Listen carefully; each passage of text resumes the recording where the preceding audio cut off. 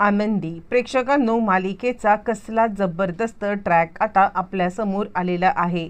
मालिकेमध्ये आत्तापर्यंत इकडे आपण पाहत आहोत की प्रत्येक वेळेला आनंदीचं सत्य समोर येता येता मात्र आता ते कुठपर्यंत तरी अडचण येत आहे। पण या वेळेला मात्र आता विद्याधरने असा काहीतरी घाणेरडा डाव खेळलेला आहे आणि या डावामध्ये अडकलेला आहे तो म्हणजे स्वतः विद्याधरच। कारण आता जे काही सत्य समोर यायचं आहे ते सत्य मात्र आता समोर आलेलं आहे आणि मुलांच्या समोर आता आनंदी आपली आता आई असल्याचं सत्य, तर युगंधरला मात्र आनंदीला काहीच दिसत नसल्याचं सत्य।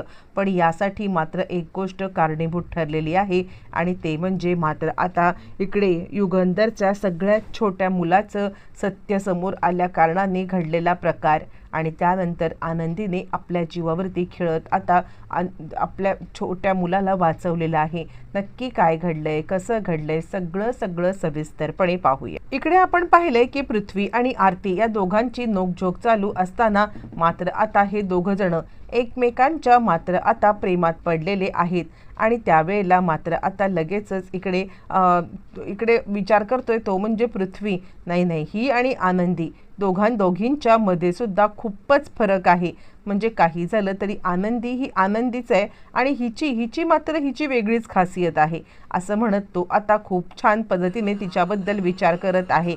बरं, हे सगळं चालू असताना मात्र आता इकडे ज्या वेळेला ऐकत नाहीये तो म्हणजे युगंधर अजिबात ऐकायला तयार नाहीये आणि त्यामुळे मात्र आता इकडे चिडलेली आहे ती म्हणजे स्वतः आता शिल्पा। आणि शिल्पा आता विचार करते नाही काहीही झालं तरी सुद्धा मात्र आता या सगळ्यामध्ये मी काहीही झालं तरीही मी आता या सगळ्यामध्ये इकडे आनंदीला पाठवूच देणार नाहीये। म्हणून आता ती आनंदीला सांगायला लागते काहीही झालं ना तरी सुद्धा तुझी लायकी नाहीये माझ्या भावाच्या सोबत आता जाण्याची आणि त्यामुळे एक गोष्ट लक्षात ठेव, काहीही झालं तरी सुद्धा त्याच्यासोबत आता तू जायचं नाहीये। यावरती आनंदी सांगायला लागते मालक साहेबांनी मला सांगितले, खरं तर मला सुद्धा जायचं नाहीये। आणि शिल्पा आता सांगायला लागते हे बघ, काही झालं तरी सुद्धा तू जर का त्याच्यासोबत गेलीस ना मग मात्र आता इकडे तो म्हणजे तुला या सगळ्यामध्ये हेच करू शकणार नाहीये ना, म्हणजे तू दिसतंय हे जर का त्याच्यासमोर आलं तर काय होईल असं म्हटल्यावरती ती म्हणते हो, तुम्ही जे बोलताय ते मला सुद्धा कळतंय। आणि यावरती मात्र आता इकडे माई सांगायला लागतात पण ती नाही कसं म्हणेल युगंधरने या सगळ्यामध्ये तिला आता तयार राहायला सांगितलंय आणि असं असताना ती युगंधरला नाही म्हणेल असं मला वाटत नाहीये आणि त्याचमुळे मात्र आता तिला उगाच जबरदस्ती करू नको असं म्हटल्यावरती इकडे आता लगेचच सांगायला लागते माई हे बघ, मला काय वाटतं माहिती का, तिच्यासोबत जर का आता दुसरं कुणी गेलं तर ही गोष्ट चांगली आहे। आणि असं म्हटल्यावरती शिल्पा सांगायला लागते पण कोण जाणार आहे सोबत, कोणी जाऊ शकत नाहीये कारण काहीही झालं तरी सुद्धा या सगळ्यामध्ये मात्र आता त्यानंतर हो नाही करता फायनली या सगळ्यामध्ये मात्र आता आनंदी इकडे युगंधर सोबत जायला निघाले कारण युगंधर ऐकायला तयार नाहीये।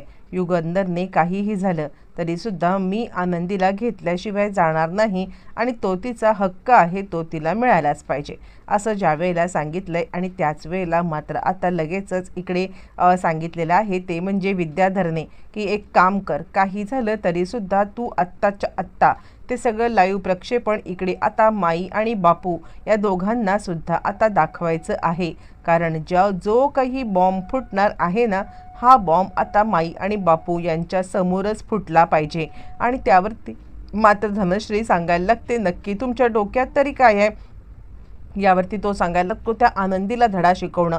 त्यावरती ती म्हणते हो, पण तुमच्या एकंदर बोलण्यावरून मात्र आता जर युगंधर भाऊजींना काही झालं तर परत आता तुमच्यावरतीच येईल आणि युगंधर भाऊजींना काही होणार नाही याची काळजी घ्या। त्या आनंदीला धडा तर शिकवायला पाहिजेच पण त्याचबरोबर युगंधर भाऊजींना कोणत्याही प्रकारे त्रास व्हायला नको।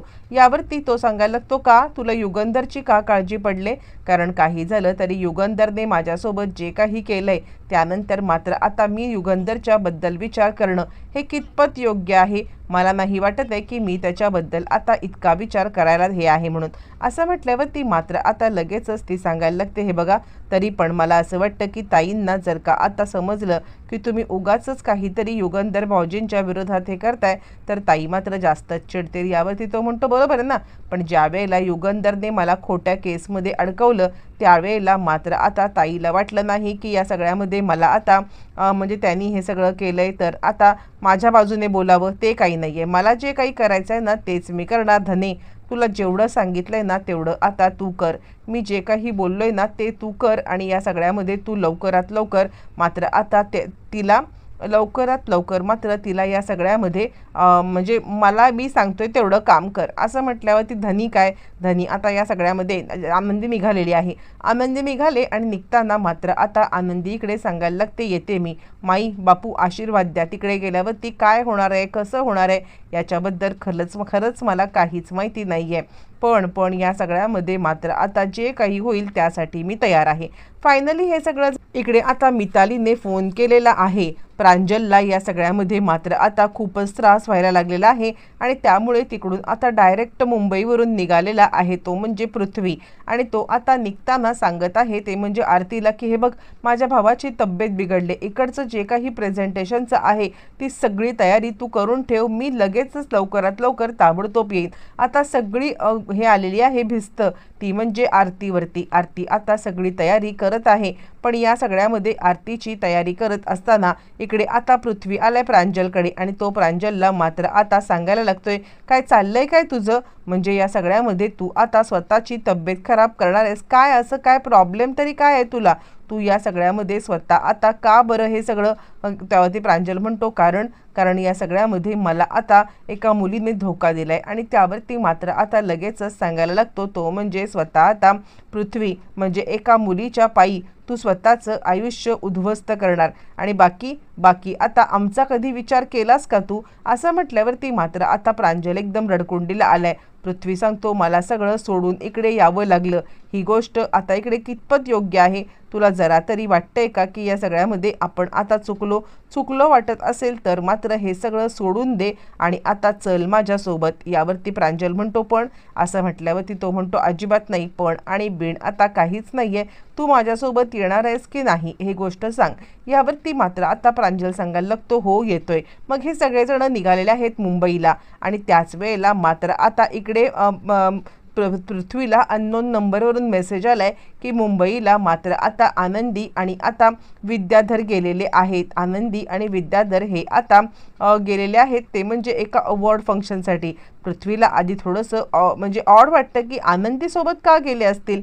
त्यानंतर तो विचार करतो आनंदीला बऱ्यापैकी या सगळ्या ह्याच्यामधली जाण आहे म्हणून कदाचित आनंदीला अवॉर्ड फंक्शनला घेऊन गेले असतील असं म्हणत तो आता इकडे विचार इतका करत नाहीये आणि त्यानंतर मात्र आता तो सुद्धा मुंबईला आलाय. पण तोपर्यंत इकडे आनंदी मात्र अवॉर्ड फंक्शनसाठी येत असतानाच विद्याधरने मोठा घात केलेला आहे. विद्याधरने तिचा आता मोठा अपघात घडवून आणलेला आहे. या मोठ्या अपघातामध्ये आता आनंदी इकडे पुरती घोरपडलेली आणि ज्या वेळेला मात्र आता पृथ्वी, मिताली आणि या तिघांना पण समजले की आनंदीचा खूप मोठा ॲक्सिडेंट झालेला आहे आणि त्याच वेळेला मात्र आता ते सगळेच जण घाबरलेत. घाबरून आता तिला वाचवण्यासाठी ते आता त्या दिशेने धावत पळत चाललेले असतानाच मात्र आता पृथ्वीला समजले की हे सगळं विद्याधरने केलंय. चिडलेला पृथ्वी मात्र विद्याधरला चांगलीच धमकी देतो. पण त्याआधी तो आता आनंदीकडे आलेला आहे. इकडे मिताली, प्रांजल सगळेच जण आलेत आणि त्याच वेळेला मात्र आता आनंदीची अवस्था बघून सगळ्यांना धक्का बसलेला आहे. इकडे तोपर्यंत मात्र आता युगंधर तिचा हातामध्ये घेतोय आणि आनंदी काय चाललंय हे, यावरती मात्र आता इकडे मिताली सांगायला लागते कसा झाला हा अपघात आणि त्यावरती युगंधर सांगतो काही कळायला मार्ग नाहीये आणि त्यावरती मात्र आता इतके पटकन बोलून जातो तो म्हणजे पृथ्वी, तिला दिसत नाहीये माहिती आहे तुम्हाला, तिच्यासोबत राहायला पाहिजे होतं. यावरती आता इकडे युगंधर म्हणतो काय बोलताय, तुमच्या आईला दिसत नाही असं कोण म्हटलं. आता एकाच वेळेला दोन गोष्टींचे खुलासे मात्र झालेले आहेत. मुलांना हीच आपली आई आहे तर आता युगंधरला आनंदीला दिसत नाहीये या गोष्टीचा खुलासा झालाय. एका पाठोपाठ एक आता सगळ्या गोष्टी अशा पद्धतीने काहीतरी क्लिअर व्हायला लागल्यात की त्यानंतर मात्र आता युगंधरला धक्का बसलेला आहे. हे सगळं आपल्यासोबत काय चाललंय ही गोष्ट युगंधरला मात्र आता काहीच कळत नाहीये. पण या सगळ्यामध्ये काहीही झालं तरी दोन गोष्टी या आता समोर आल्यात. एक म्हणजे ती मुलांची आई आहे, लग्न केलंय वडिलांनी ही गोष्ट, आणि दुसरं म्हणजे तिला दिसत नाहीये. आणि या सगळ्यामध्ये आनंदीला वाचवण्यासाठी आता हे चौघजण मिळून प्रयत्न करणार आणि इथेच आता मालिकेमध्ये छानपैकी सगळ्या सत्याचा उलगडा झाल्या कारणाने आता इकडे मालिका पाहायला सुद्धा खूपच सुंदर होणार आहे.